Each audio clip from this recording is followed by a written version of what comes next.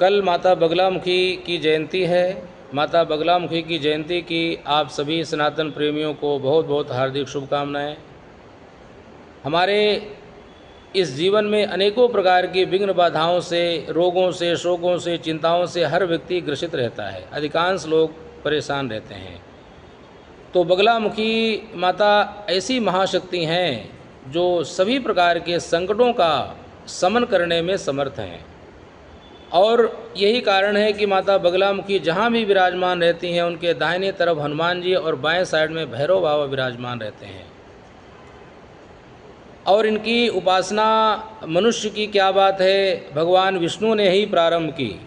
नारद मुनि ने भी इनकी उपासना की, भगवान श्री राम ने इनकी उपासना की, और पांडवों ने इनकी उपासना बनखंडी जो हिमाचल प्रदेश में है वहाँ पे की। तो कहते हैं कि सतयुग में एक समय ऐसा आया जब भयंकर तूफान चारों तरफ फैलने लगा और उस तूफान से पूरा संसार जो है त्राही त्राही करने लगा।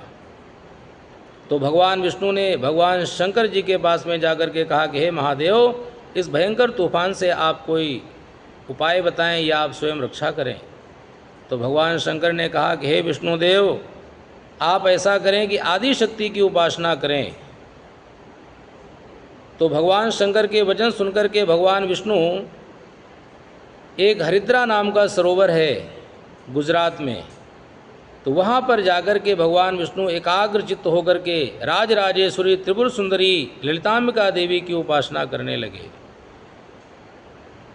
तो उनकी उपासना से प्रसन्न होकर के भगवती राजराजेश्वरी त्रिपुराम्बिका ललिताम्बिका मैया वहाँ पे उस हरिद्रा नाम के तालाब से, जो सरोवर है, जो झील है, वहाँ से प्रकट हुई। तो उस समय उनके शरीर से एक दिव्य तेज प्रकट हुआ, जो पीत आभा से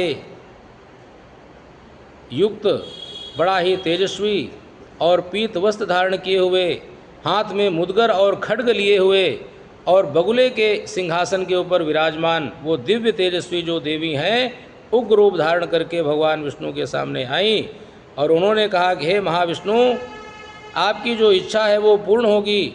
और भगवती माता बगलामुखी ने देखते ही देखते चारों तरफ जो भयंकर तूफान था वो एक ही क्षण में समाप्त कर दिया। चारों तरफ शांति और आनंद की अनुभूति होने लगी, सभी लोग सुखी और आनंद में हो गए।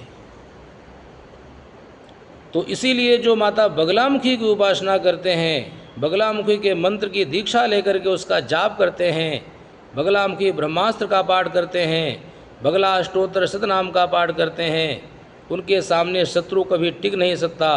शत्रु इतना अपने में ही परेशान हो जाएगा, उलझ जाएगा कि बगलामुखी की उपासना करने वाले का कभी बाल बांका नहीं कर सकता। कोर्ट कचहरी के चक्कर चल रहे हों, व्यापार में नुकसान हो रहा हो, बनते हुए कार्यों में रुकावटें आ रही हों, बीमारी परेशानियां पीछा न छोड़ती हों, घर में अशांति रहती हो, किसी भी प्रकार की कोई समस्या हो, तो माता बगलामुखी उसे नष्ट करने में पूर्ण समर्थ हैं। और बगलामुखी की उपासना करने वाला जो भक्त है उसका कोई बाल बांका नहीं कर सकता। जीवन में भुक्ति और मुक्ति दोनों ही उसे प्राप्त होती हैं। इसलिए कल श्री माता बगलामुखी की जयंती के उपलक्ष्य में आप सभी लोग जो भी सनातन प्रेमी हैं, जिनका धर्म और सनातन धर्म के ऊपर विश्वास है, वो लोग माता बगलामुखी की उपासना करें, उनके सामने जाकर के उन्हें प्रणाम करें और जो भी श्रद्धा और शक्ति और सामर्थ्य है अपने हिसाब से उनको भेंट चढ़ाएं और प्रार्थना करें, तो आपके सारे संकट, सभी परेशानियां दूर होंगी। जय श्री राम।